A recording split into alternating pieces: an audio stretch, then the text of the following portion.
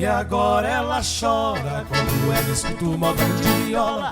Diz que dói no peito quando ela escuta o modão desse jeito. Que posso fazer se ela achou que não deu namorar um caipira igual a ele?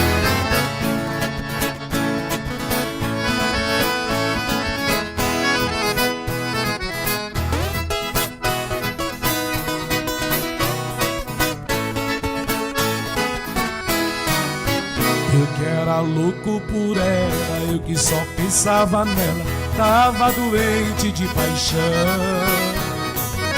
E ela só me agredia, dizia que eu era o caipira, atrasado e sem noção.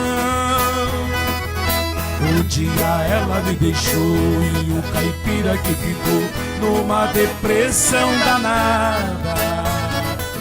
Então resolvi escrever e a moda que eu fiz pra você agora tá estourada.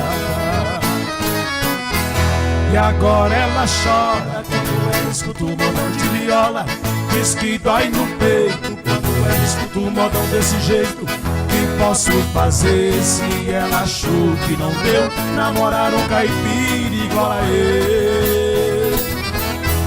E agora ela chora quando ela escuta o modão de viola. Diz que dói no peito quando ela escuta o modão desse jeito. Que posso fazer se ela achou que não deu namorar um caipira igual a ele?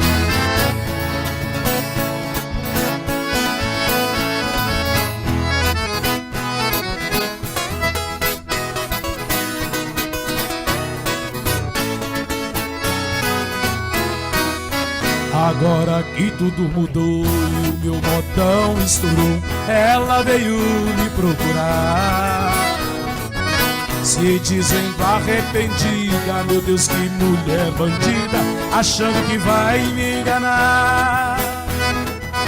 Você tá ficando louca só porque eu tenho outra, só porque eu tô feliz. Arranjei outra paixão, eu tenho tudo de bom, do jeito que eu sempre quis. E agora ela chora quando ela escuta o modão de viola. Diz que dói no peito quando ela escuta o modão desse jeito. Que posso fazer se ela achou que não deu namorar um caipira igual a ele? E agora ela chora quando ela escuta o modão de viola. Diz que dói no peito quando ela escuta um modão desse jeito. Que posso fazer se ela achou que não deu namorar um caipira igual a ele? E agora ela chora quando ela escuta um modão de viola. Diz que dói no peito quando ela escuta um modão desse jeito. Que posso fazer se ela achou que não deu namorar um caipira igual a ele?